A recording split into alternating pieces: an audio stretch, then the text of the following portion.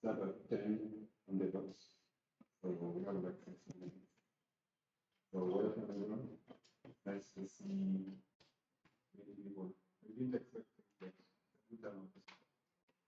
Okay, just have an open mind. Start in a few.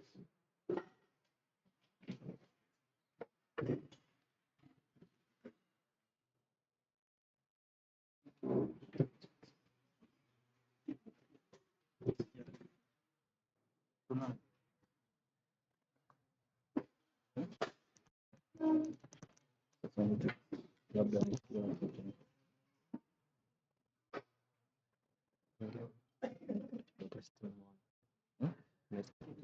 testing. 1 2 1 microphone testing. Kuongeza volume.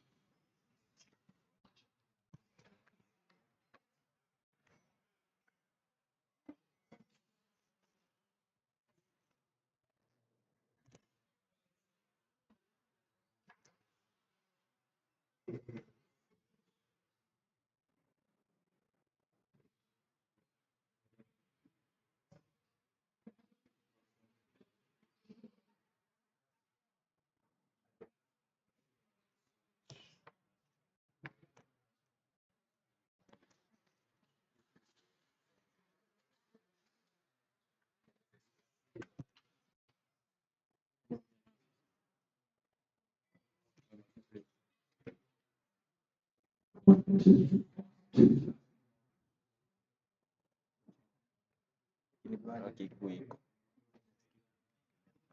Ukiendelea ile speaker ile side.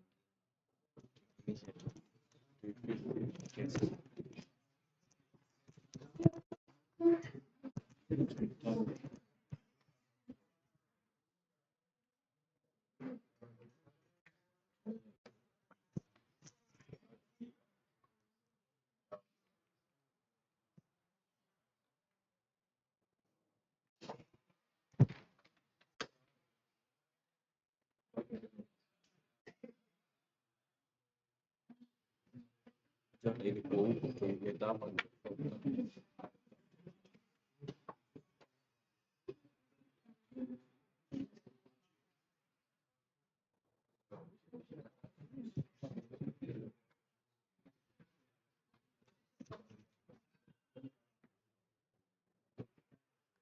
kama hivi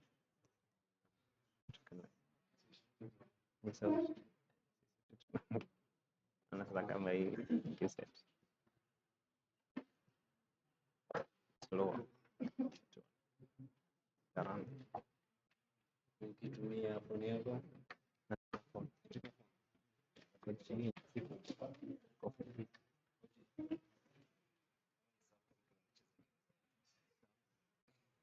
lakini kwa sababu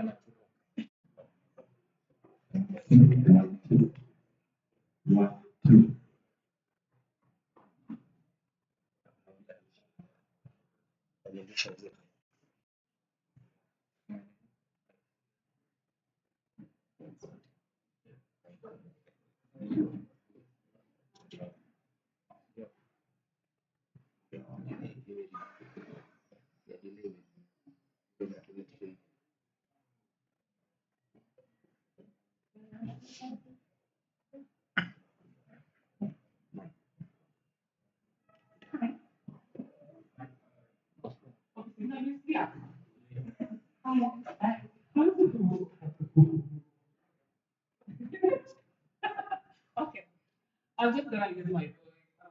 I believe I'm loud enough. My name is Sharon. Oh no.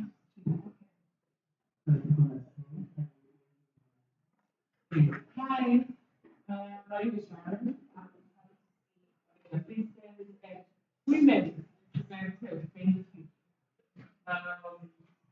Yeah, my name is Sharon. I work at Business for teacher students. Um,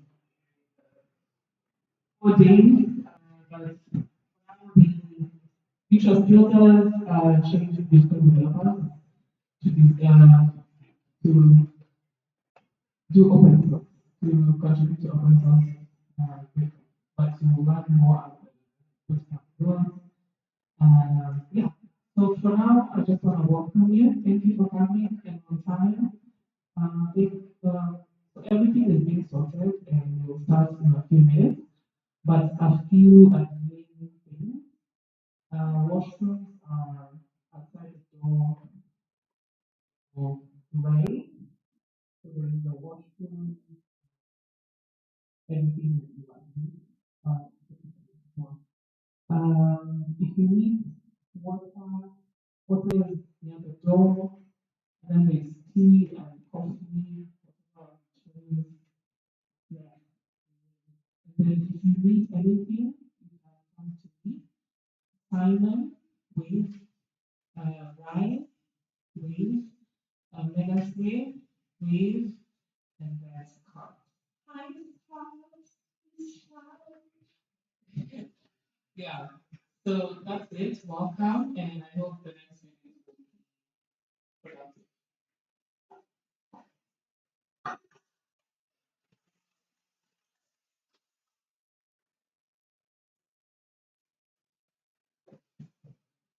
So hello again. So my name is Simon. I'm a Bitcoin associate developer. So currently I'm contributing to something called more than mining side.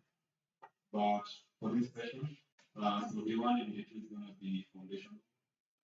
So today we do Bitcoin basics and tomorrow we do like basics.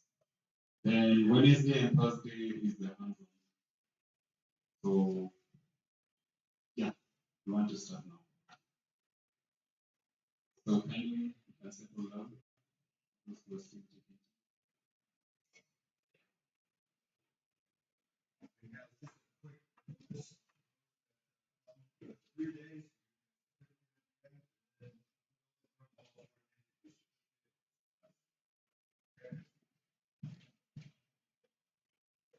So how many have not heard of Bitcoin before today? Like you've never heard of Bitcoin today? Everyone has heard of Bitcoin.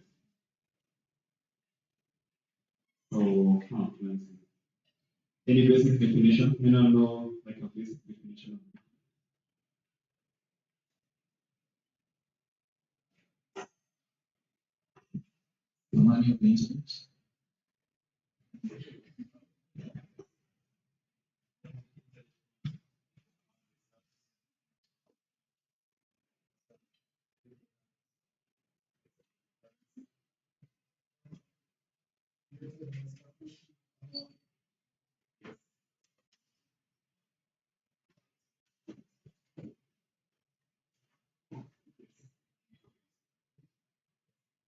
So basically, Bitcoin is just digital. There is a amount of cost.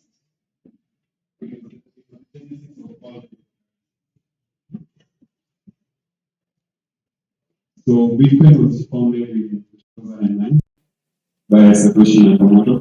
So we don't know if it's a single person or it's a group, but he brought to life what we now know as Bitcoin. So Bitcoin is basically digital money, as you said, internet of money. And then the other aspect of it has cryptography in it. So cryptography is all about hashing, basically encrypting your data. So it has aspects of decentralization. And the main issue it wanted to solve was the double spend. How many have done economics? So will you define what a double spend is? It's basically, in a layman language, like spending your money twice. So I give you money, then assuming the same money on something else. So with Bitcoin, that's prevented. Like you can only pay once. And then the second one. So basically, there's a book called Mastering Bitcoin by Andres. So he says the internet of money allows you to transact in a way like sending an email. So it's easy to send Bitcoin.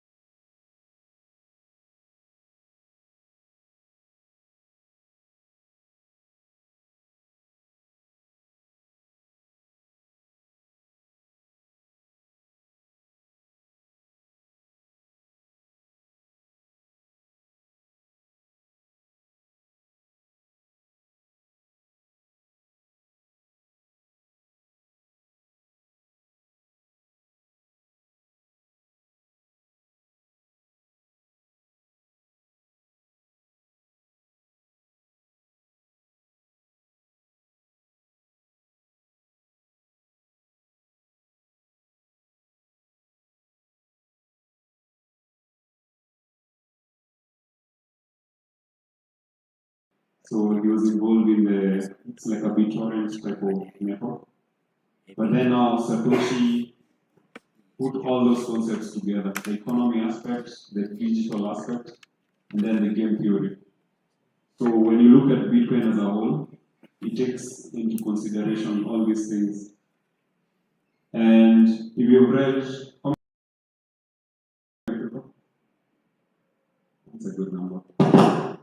Yeah, so in the white paper, that's where now you get like a proper breakdown of what Bitcoin is, what it stands for, like the philosophy, and yeah, that's its basic history.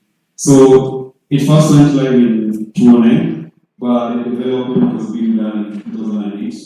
That's when they were doing the actual testing, the testnet. But now in 2009, it's when it went live. So it was like, from what I knew, it's like a bunch of 3 guys who did the first testing, like they mined the first blocks, which was of a reward of 50 Bitcoins. And as of now, we know that reward it's slowly reducing with time.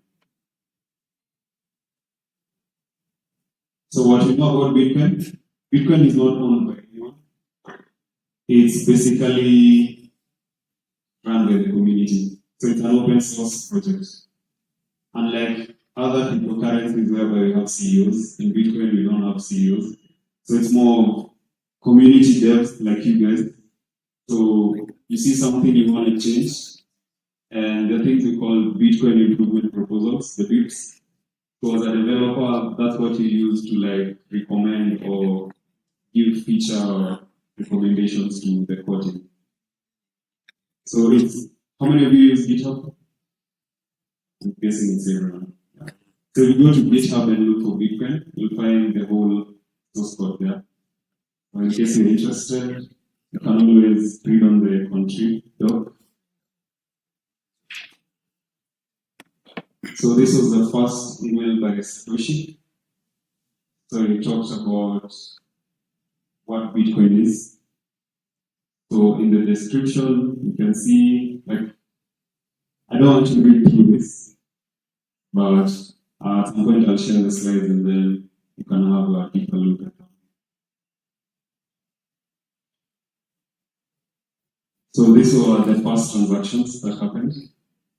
So you can see, how many of you have heard of Montbox? Anyone care to share more details and stuff? Yes. Was it the first exchange? Yes. Yeah. They actually crashed.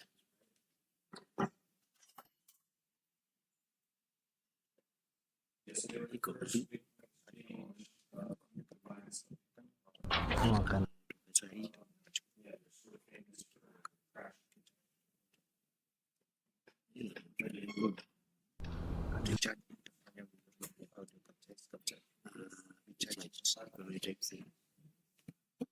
Yeah, so we know this was the first Bitcoin exchange. And the other days when we've seen people starting to get back their Bitcoins. So they've lost their Bitcoins over a decade.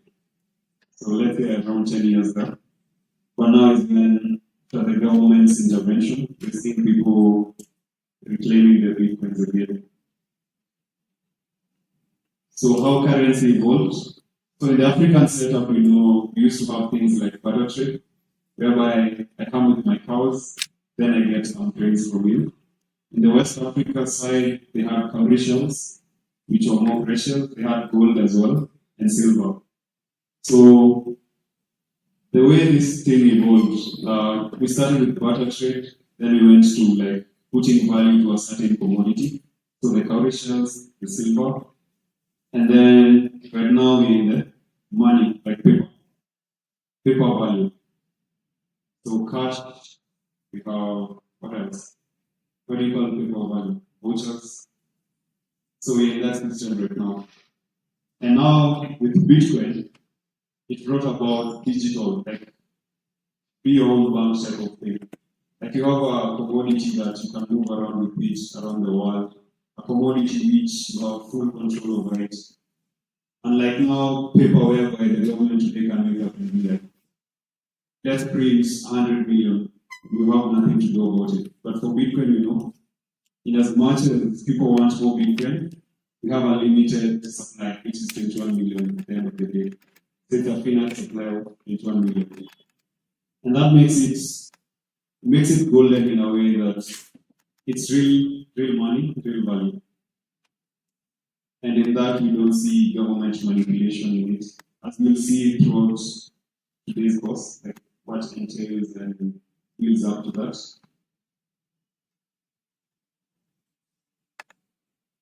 So this is the current flow of things. So we have third parties. You know, like with banks, you don't really own your money.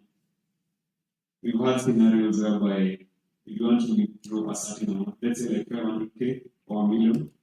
Like you have to tell the bank, this is why I need this money. But now in Bitcoin, it's different. Like you have to send $1 million, that's what it is. It's for you to decide. You own your keys, you own your coins. So that's Bitcoin for you.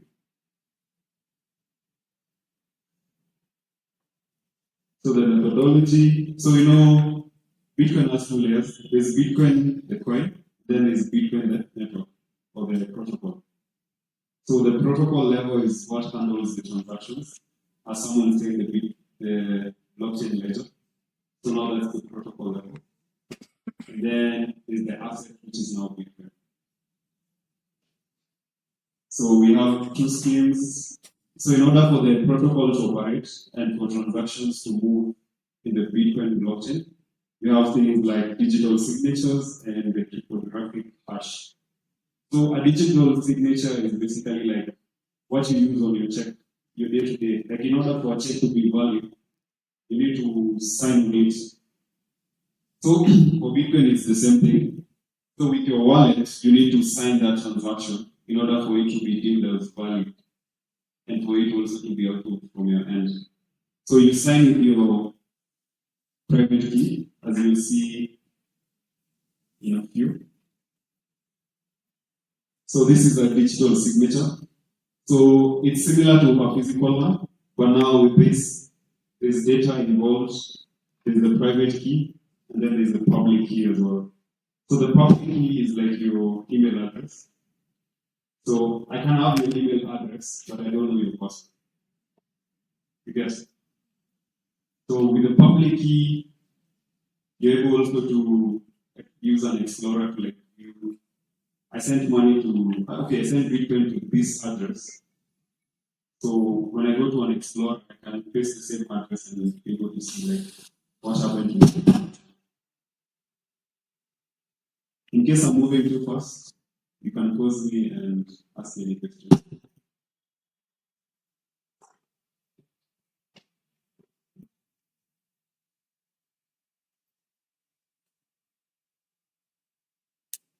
So how is the digital, what entails the digital signature? As I had mentioned earlier, we have a private key and the message.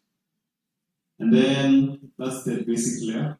Then on the second layer, we have the public key and the signature. So your private key generates your signature. So with this signature, you're able to sign against your public key, which is now I was terming it as your email address in this case. And then there's the message hash. So whenever you're pushing a message, it's first hashed so that it's not readable to anyone who's not the intended receiver. So like your email, if I send you an email, your neighbor can't read it. It's only you, the intended receiver, who can see the email. So for this, it's the same. So it's the private key, which you get the public key and the signature. And then you use both to now have a signature verification. So with the two, you're able to verify like this method is actually valid. I'm the one who sent it, or it came from the sender.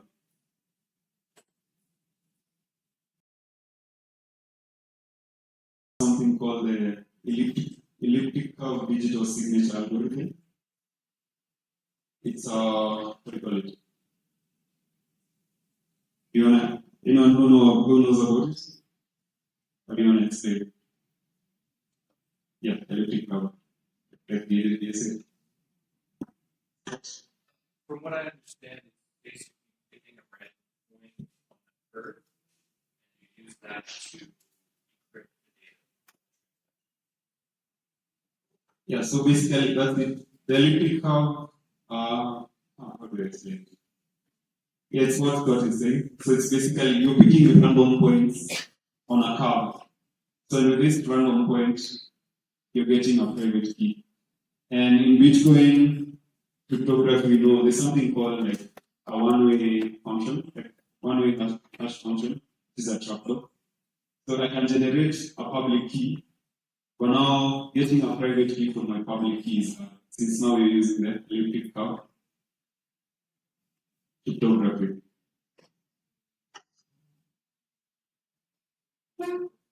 Question? That's not good. So a hash function is basically a hashing machine. So it's basically bringing your A from an A, maybe converting it to maybe a 1 and a 0. So when you hash it, it's just something unreadable to the human eye. That's what we call a hash. So the hash function now is that machine or that a hash function, we know it's a fixed length, a deterministic output, data verification and integrity, and then the one way and randomness, the one who's saying the trapdoor.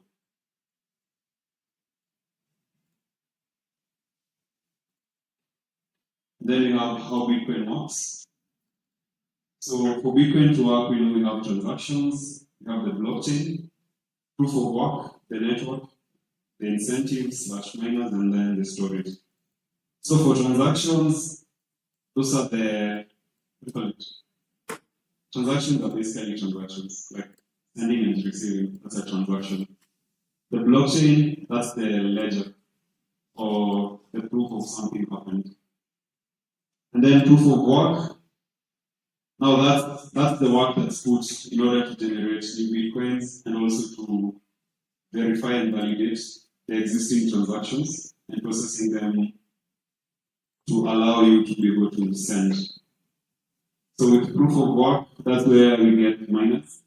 So miners are incentivized to carry out proof of work. So proof of work is basically computation by many machines competing to see who wins the block. So the block with the longest chain, that's the one that usually wins.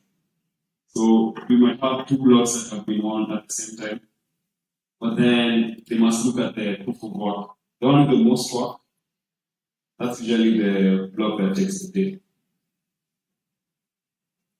For network, now that's the peer-to-peer. Like you can have a node, I can have a node, so that communication. So the network is basically a connection of nodes across the world, which are decentralized nodes. And then storage is now the blocks. The blocks is the storage. The blocks store your transactions. So if you go to bitcoin.com, the explorer, you can be able to touch a block and see how many transactions it processed.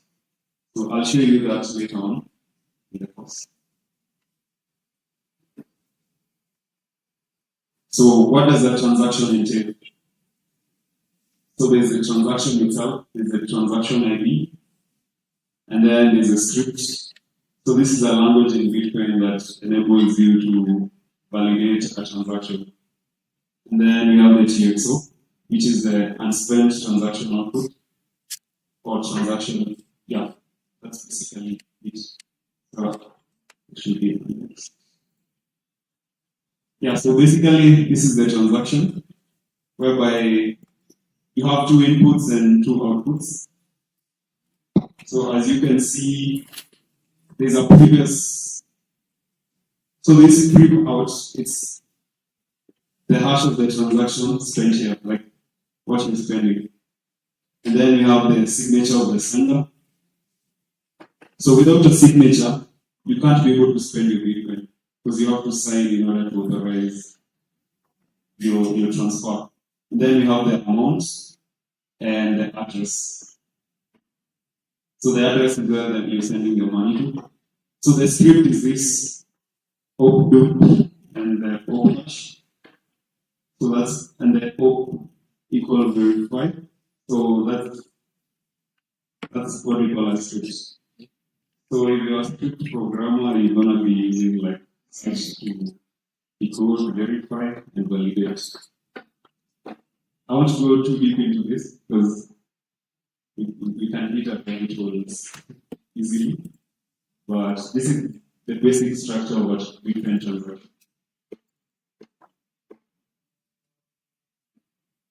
So this is what I was talking about, the transaction containing two inputs and two outputs.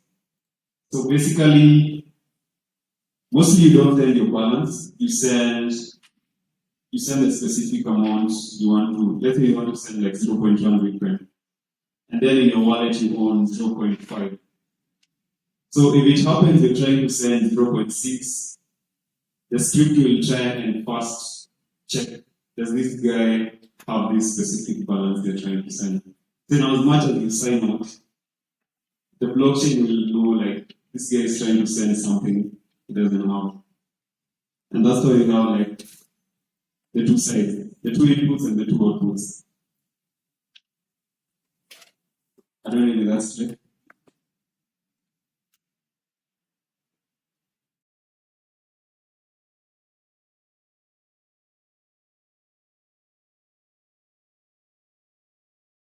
So he's trying to send Bitcoin to, let's say Alice, probably sending Bitcoin to Alice. So what's the first step? The first step is getting the address, which is this it's actually Laura. Address, then fill the amount you want to send, and then you hit send. So that's taken now to the blockchain ecosystem, where we have miners. So the miners do the computational work, which is the proof of work. So once they are done, the transaction is sent into a block, and then here you can see the miner solving the proof of work, and then the new Bitcoin created. So each time across our transactions are processed, we see the generation of new Bitcoins. And this keeps the miners incentivized to keep running the nodes. Then there's a node verification, and then it's propagated, and then Laura sees the first confirmation. So for Bitcoin to be fully sent, you need like 6 confirmations. That's around 60 minutes. So each block time is 10 minutes. So a block takes 10 minutes. And then for you to like fully hand over your Bitcoin, you need the 6 confirmations. So after that now your Bitcoin is sendable. But in the modern day exchanges, you see them reducing that minimum because they don't require waiting too much. So you have exchanges putting like 2 confirmations. So that makes it much faster for you to access your Bitcoin and transact. But in the Bitcoin core, if you're using the Bitcoin core wallet, you must wait for the 6 confirmations.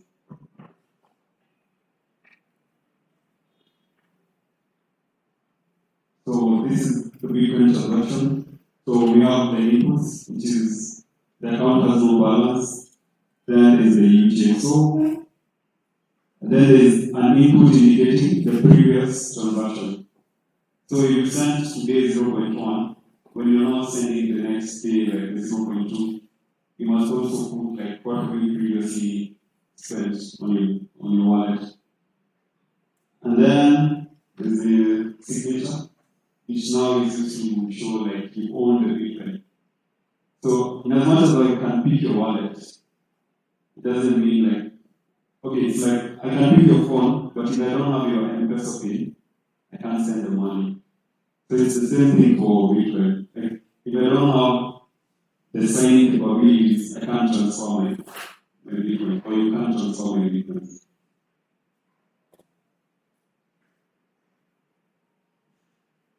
So this is the basic transaction. So you have your wallet, and then there's the transaction. So this is basically someone paying for their coffee using Bitcoin. So they have one BTC, and their coffee is like 0.04. So there's something called also fee. So it's like you have the charge fee. So also Bitcoin has fee, and the fee is used also to incentivize the miners as well. So it keeps the network lively.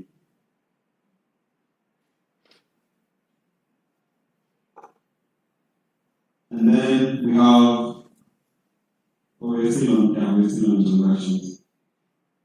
So here we're combining your unspent UTXO. So now we're in the process of sending. So if it's proven like you hadn't spent what you're trying to send, you continue to the next stage.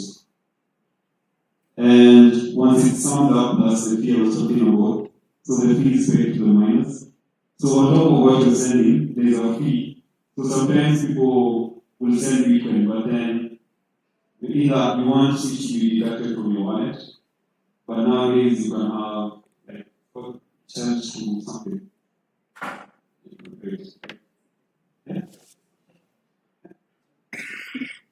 Yeah, like charges for partners. So that's a new feature on the Bitcoin wallet right now. But previously, it was the sender who would, okay, the sender was not paying the fee, but now you have someone pay the fee for you.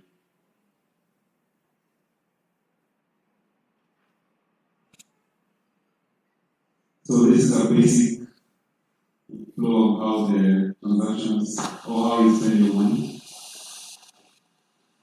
So you have our inputs, and then you have the output being sent to transaction 1, and the output 1 being sent to transaction 2.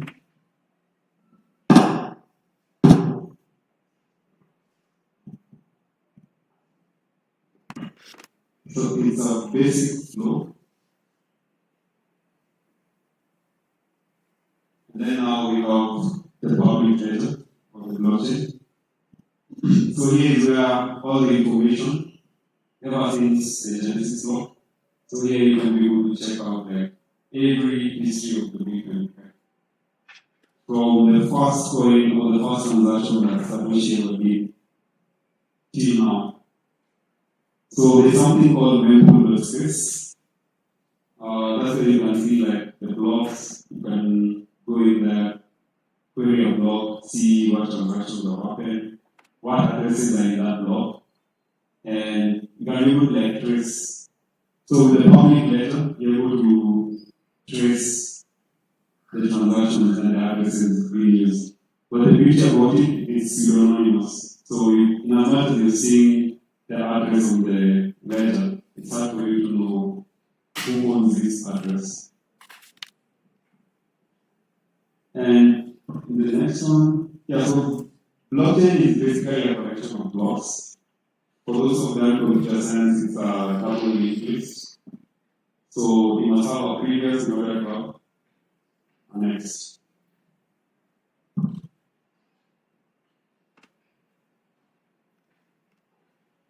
And then there's the protocol itself, like the proof of work. I guess I touched a bit on this. So basically, there's something called the consensus, the Bitcoin consensus. And then this entails, there's something we call difficulty adjustment, then there's the time, and then there's the subsidy. So every 2 weeks, we usually see a difficulty adjustment depending on the hash power. So let's say this week, the hash power was too high. Okay, or today let's say the hash power was so high, you mine the 144 blocks early, because each day you mine 144 blocks. So tomorrow, what the consensus algorithm does, it makes the work much harder to get. So that streamlines how fast you get to blocks.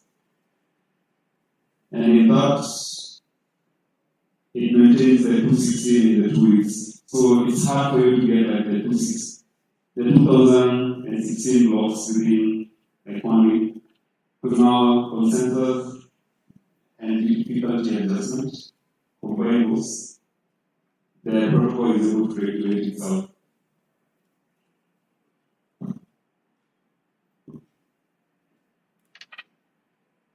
So you have Bitcoin, the network. So just to go deep on this, I've been mentioning nodes.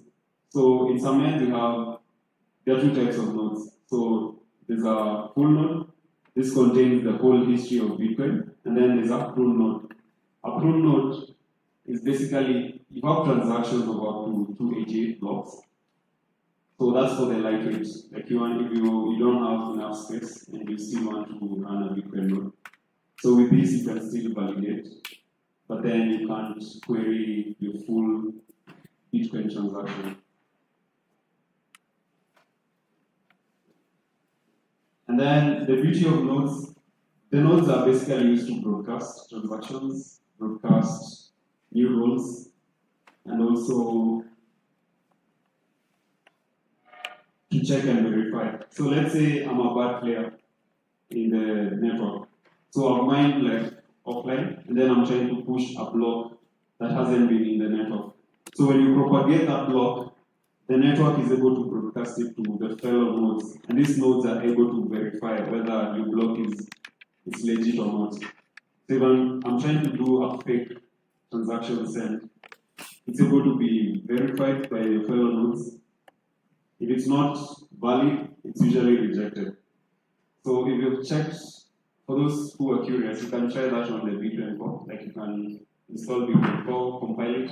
So if you try and send a transaction that's not valid, it usually gives you a question mark, showing you like your transaction is not spendable.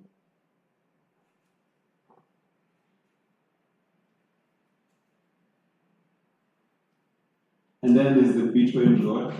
So we know the maximum Bitcoins we'll ever have are 21 million. Right now we are almost at 20 million.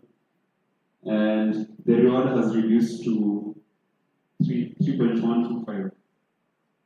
So it started at 50, that's around 209, all the way till 4 years ago. That's it's starting. Yeah, so each year, okay, let me just break this down. So, should I show the Bitcoin code, like where this happens?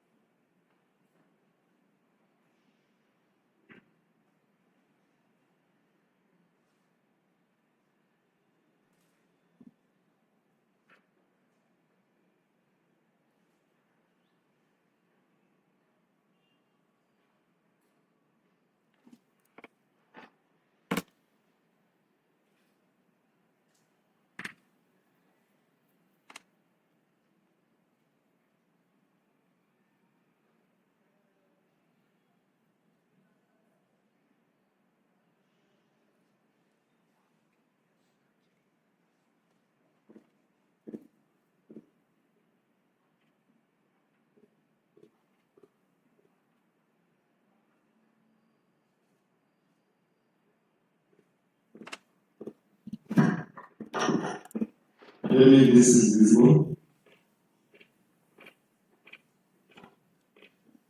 So, but basically, these are the parameters I was talking about. So, we have the target percent, this is the block time, which is the 10 minutes, and then you have the 2 weeks readjustment, like every 2 weeks. For those who are curious, it's Bitcoin, it's going to Bitcoin and Bitcoin. So, this is the file called the chain params. It's saying all the parameters of how Bitcoin operates. So you can see like when Segwit activated. So in this height. And then this is our 2 weeks adjustment, and this is our block time. And then you have the difficulty block. And also, sorry? I changed to okay.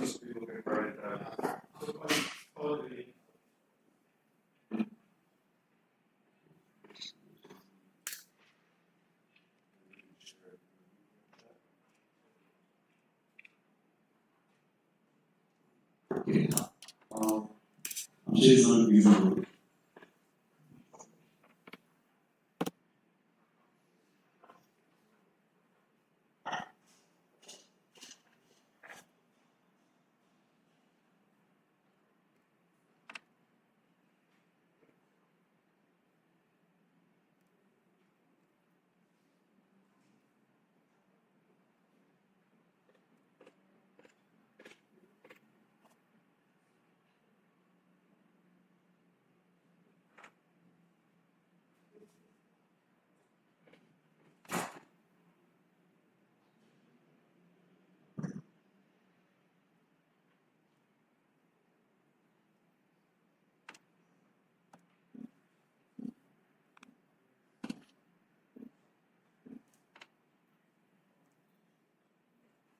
So that's the link for those who are curious. We'll also put it in the Telegram chat. So everyone can see that. If you're not in the Telegram chat, just let Megan know.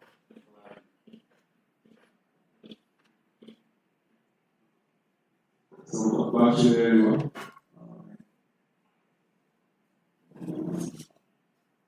okay, let me show you the also give you a demo of like checking out logs. So we see the solvable of this.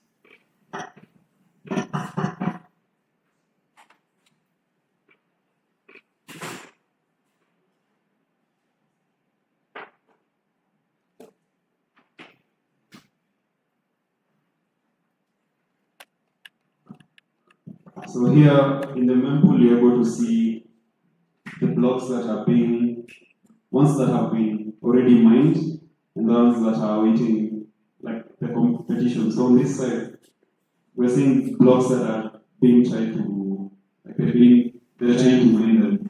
And then on this other side, we're seeing blocks that have been mined. So let's, for example, check out this block.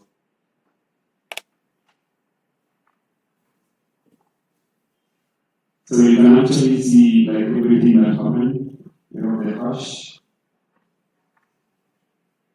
You can see that block contains 4,662 transactions.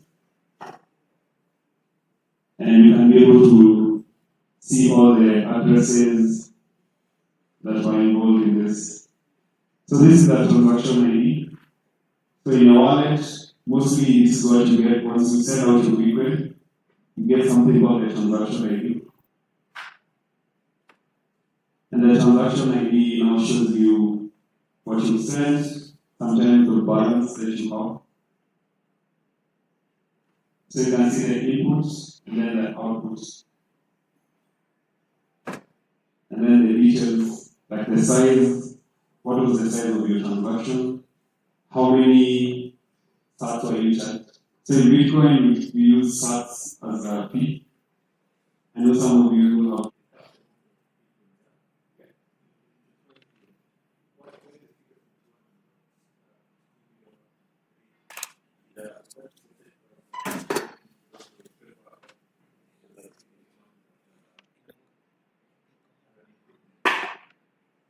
So basically, how the 21 million came to be, it involved game theory, and then the economic aspects, and things to do with volatility. So we know goods, the more scarce a good is, the more value it is. So the Bitcoins might be 21 million, but we have things called Satoshis. So one Bitcoin contains 100 million sats. So this makes it, okay, for the Bitcoin maxes, they usually say infinite over 21 million. I don't know if that answers. Satoshi, I don't know. Scott, do you have a better answer for that? What was the question? Like why they chose 21 million? It's an arbitrary number. I don't know if there was a real reason why it's 21. Actually, it's just a hard cap out there. So it's sort of like a curve or a curve that approaches 21 whenever it is there. Right? So it approaches it and closer, but then at that point, the amount of time per block is so small that it never truly is. That's how they track it out. Keep it at this limited supply. The miners make $1 fees versus mining. Yeah.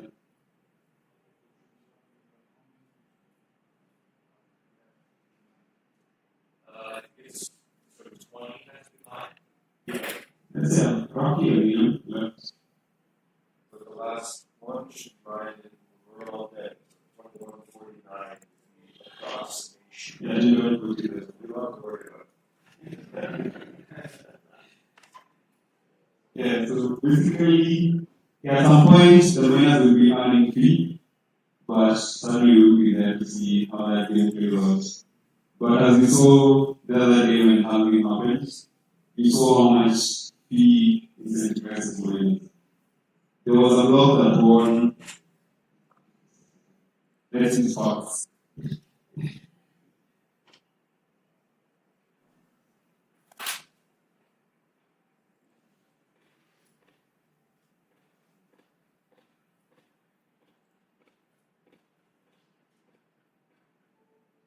Yeah, so you can see this block, this is the block for halving. Like Bitcoin halving is when the reward is split in half. So we saw the incentive was 3.1 Bitcoin, but then the fee was 37 Bitcoins. So this miner that they got 37 Bitcoins in terms of fee. And add the 3.12. So we went away with a bounty of 40.751 Bitcoin. So you can see the power in fee. So the reward may be small, but when it's a high transaction environment, you will see miners collecting more fee than even the reward itself.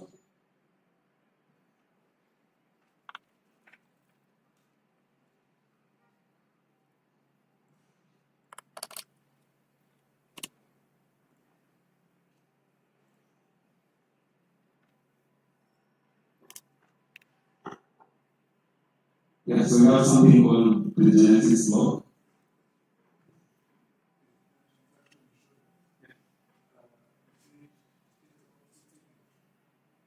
No, it's maybe 10 minutes. Yeah, 10 minutes. 10 minutes to. Okay, let's just check it out.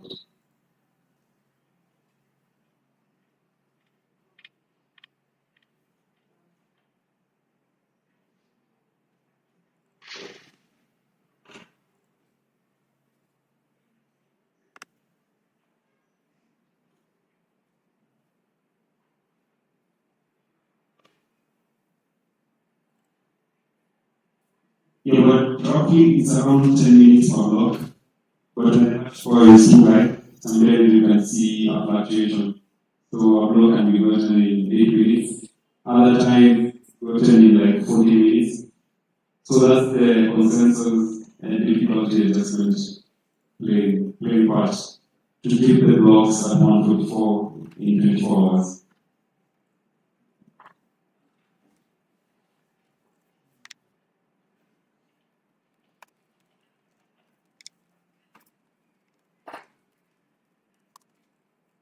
Yes, so as I was saying, the Bitcoin blockchain has all information from the first block. So the first block was the Genesis block, which is a zero, or the zero block.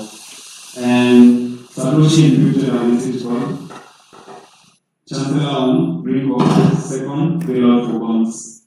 So this was the time banks were collapsing. And at this time, Satoshi saw it was the best time to launch Bitcoin. And at this time, Bitcoin came through. And ever since then, we've been seeing a lot of people using it as an alternative to banking. It's not a threat to banking because banking serves businesses, but Bitcoin is a good alternative to banking. So you can check out the, I don't know if it will show, this is something.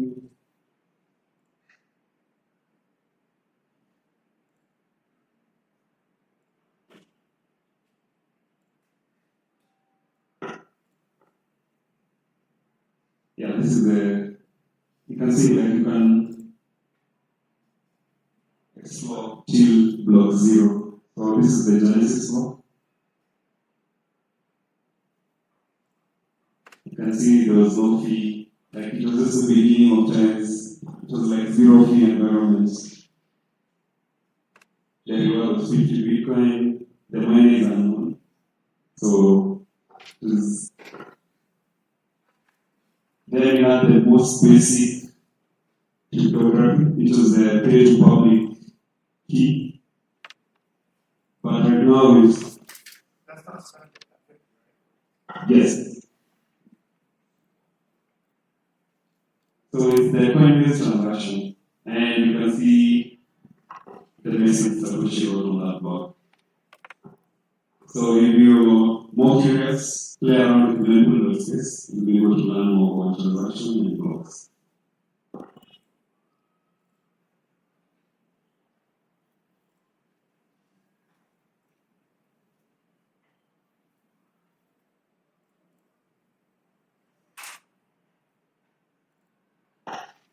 And then we reach now the part of storage.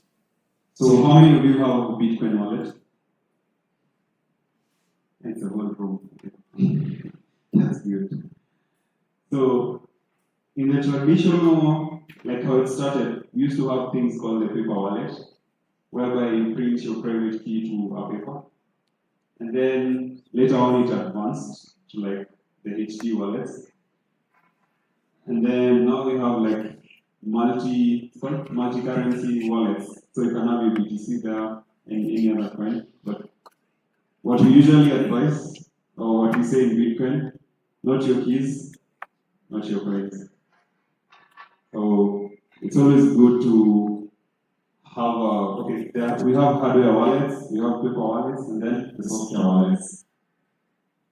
I don't know what examples are you using. What wallet are you using on your mobile? So he's using green. Scott? I use Doji or Phoenix. I use green wallet. Green wallet. That's wallet. So basically, what a wallet does, it stores your keys. It doesn't store your Bitcoin, it stores your keys.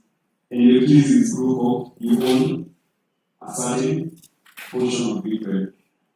So when you're using your keys, it's able to refer to the blockchain and see Sam owns 0.01 Bitcoin. But now without your wallet, it's hard for you to do that.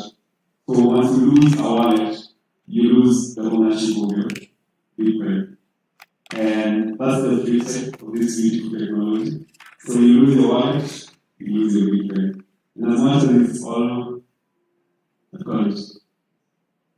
you own your money, there's a risk aspect of you have to be careful how you safeguard it. And some people opt out for third party because they don't want to struggle with all this thing to do with private key management. So they opt either to store their Bitcoins in exchanges or in third party wallets. And then we have the hardcore guys who will use the hardware wallets. So here we have Trezor, we have Jade, we have there's Ledger. There's one by NDK. Colcard, yeah. There's Colcard. Yeah, there are many.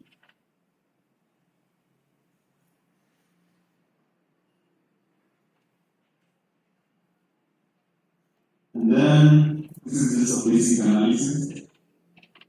So we've talked through many things. So when you compare Bitcoin to your actual ecosystem, we see the essence of freedom in payment.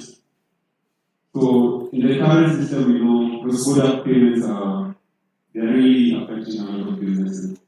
Because if I'm sending money, let's say to even a neighboring country here in Uganda, you find there's a lot of hassle. But if I'm using Bitcoin, Bitcoin is not limited by borders.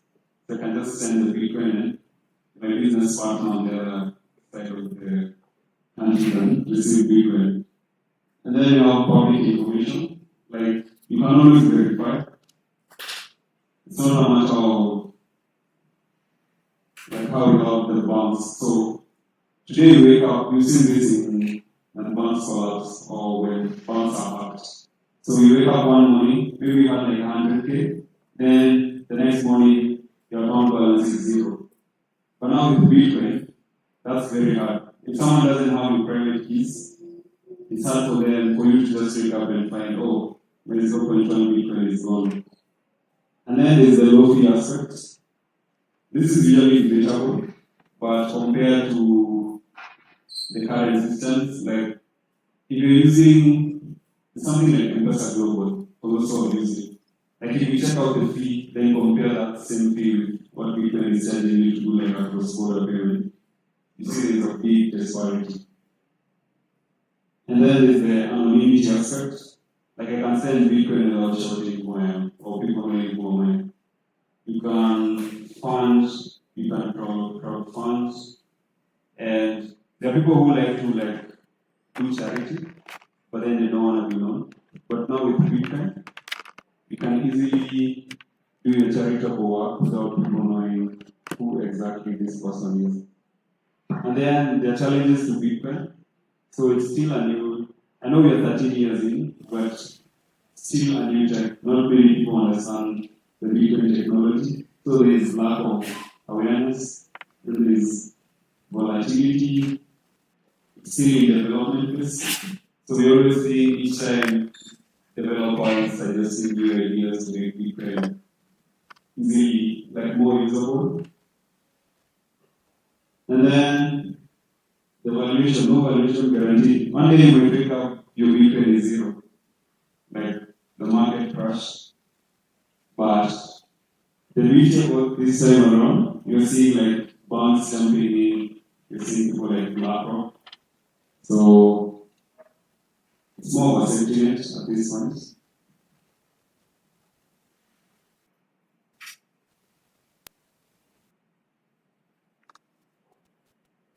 Yeah, okay, this is a chart from last year. But right now we know where the price is at. So it's around 369. So that's the Bitcoin chart.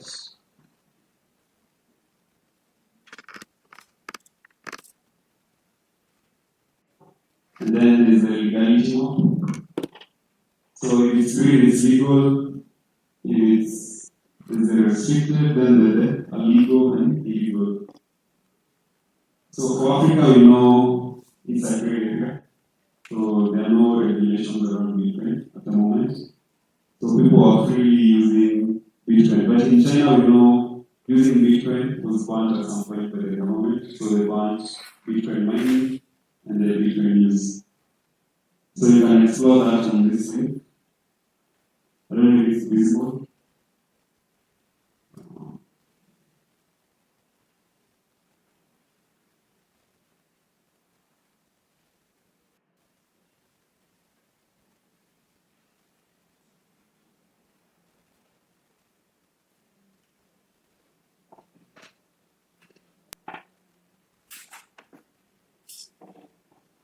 And then nowadays, earlier on we didn't have many companies doing Bitcoin, but today we are glad to have many companies. And in the house we have Fiverr, we have Open Routing, we monthly, we have Bitmob, like we have so many. Is there anyone running a Bitcoin company? I mean, this students. Yeah?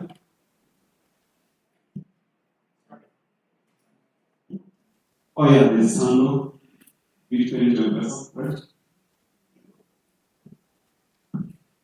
Yeah, so basically, this is the breakdown. We have people dealing now with the layer 2, which is the Lightning Network. We have the node management, which is Umbrel, the Standard, and then you have the wallets. So we have Breeze, Moon, Blue Wallet. On the banking side, we have things like Galloy. On the new banking, we have things like Cash App, Bitmob, Beeper. On the merchant side, we have OpenNode, IRS, LNPay, BTCPay, Breeze. And then on the finance, we have Bitfinex. Like basically, this is a breakdown of where each company falls. And then you have reward earning, which is Fold. This Fold is basically like a Visa. So every time you swipe or pay with your Fold, like you earn something from it. And then you have the gaming side of things. So you have Thunder games for those who like gaming. Like you can play a game and win stocks. And then you have podcast streaming, social, and then P2P marketplace. Basically, there's a lot happening.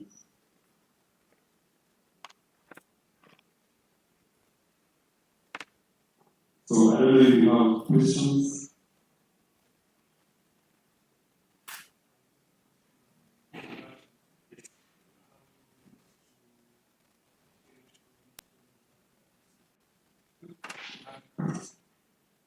Or I think from Bitcoin to hard currency, that you require on-ramps and off-ramps.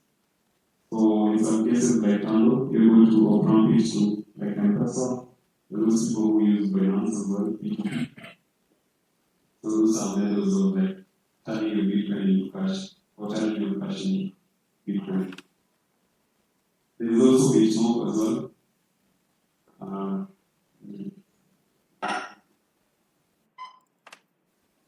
This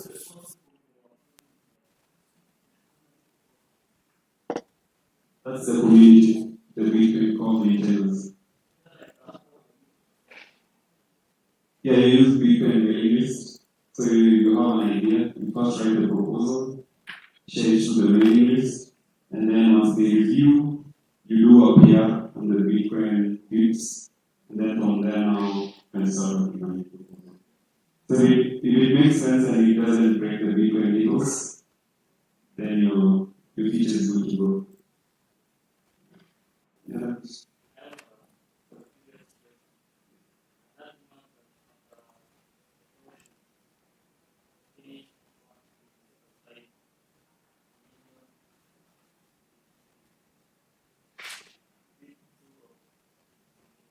No, in Bitcoin, there was no pre-mine, so there's nothing that Satoshi said aside. So basically, what happens, there are million Satoshi, okay, there are people who like visit tea. It's like the African way of giving your ancestors libation. So the masses sometimes throw Bitcoin into the Satoshi address. And that address, like whenever Bitcoin is touched, it will forever remain unspent. Like you can't spend that Bitcoin. So it's in a way that the private keys are burnt. So when you burn your private keys, it means you can never spend whatever amount is in that address.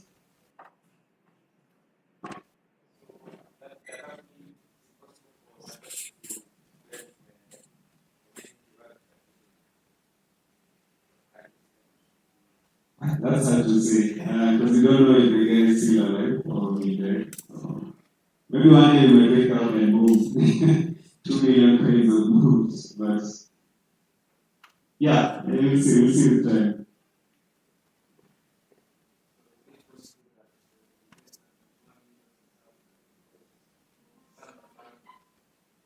Yeah, basically, we won't have the full range 1 million, because over the decade we've seen people losing bitcoins, computers crashing, your hard disk is corrupt, Bitcoin gone.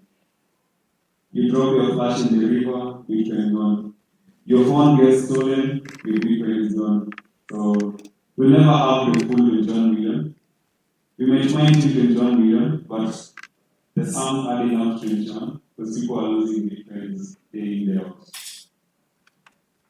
Now that you've spoken of losing Bitcoin, what are some of the ways that you're losing Bitcoin on any type of?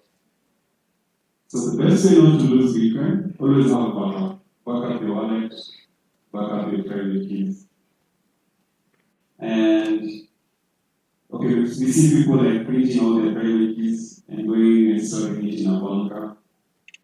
Or maybe you dig a hole somewhere, hide it for future generations. Some use the holes, so you store it in a vault. But now for like a day-to-day use, just do a backup.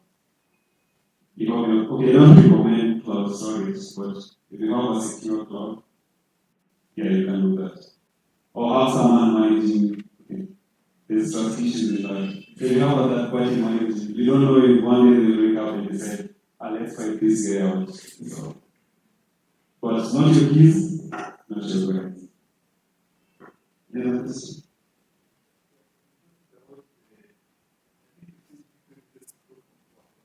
yes, proof of work.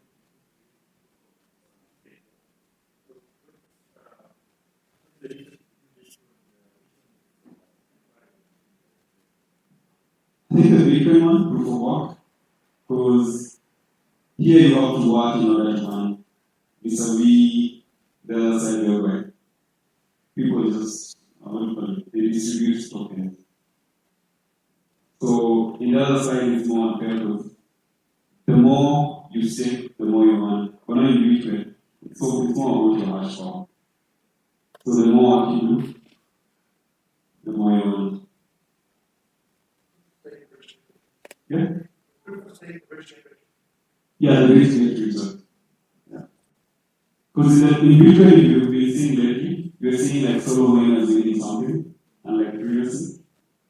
So once in a blue moon, you see a few solo miners getting the 3.12, 5.7 BTC. And like where in proof of stake, like if you don't have a certain threshold of coins, it's hard for you to mine. But now with Bitcoin, as long as you have your machine and it's powerful enough, you're good to go.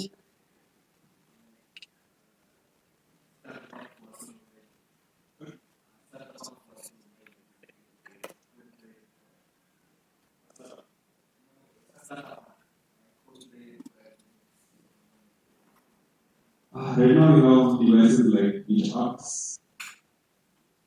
like, okay, do you have an ASIC or powerful, or maybe powerful GPUs?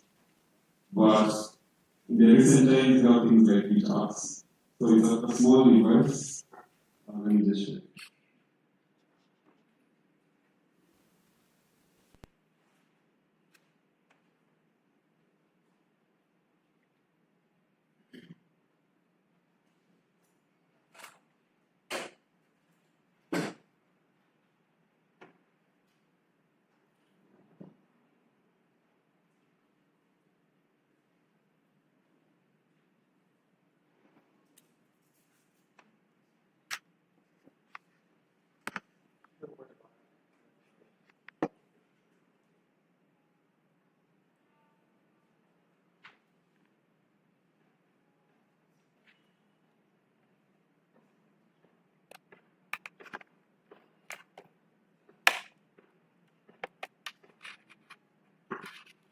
Yeah, so this is a basic miner, it's called Beach So it's more cheaper compared to the S9s, the S19s, the S21s.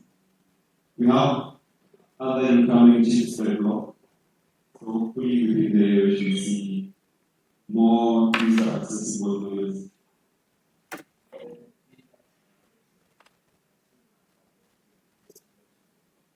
Listen.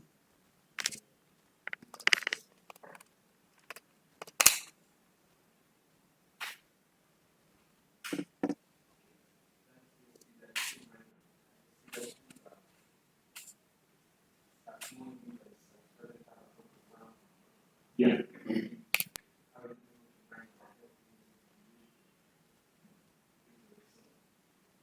I think that's fine.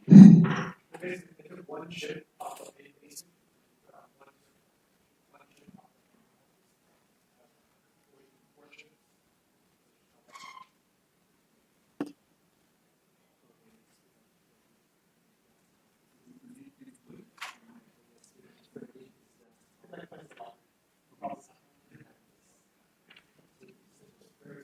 Actually, there is a small miner called miner. It has the same chip, but now it has less hash power. Still like 55 kilohertz. But with VTAX, you're seeing at least 400 gigs. Which is good enough. You can earn something if you're pointing to a pool. So yeah, a pool is just a congregation of your hash power. Like teamwork. So so miner, you don't know the next time you might be on a block. But now when you're inside a pool, on a daily you're earning something. It's a 0.00. But still you're getting a reward. So you can start small, but if you're heavily, like you have the heavy money, you can see people like Kritas, they have something done for the African miners. So check them out. Any other questions?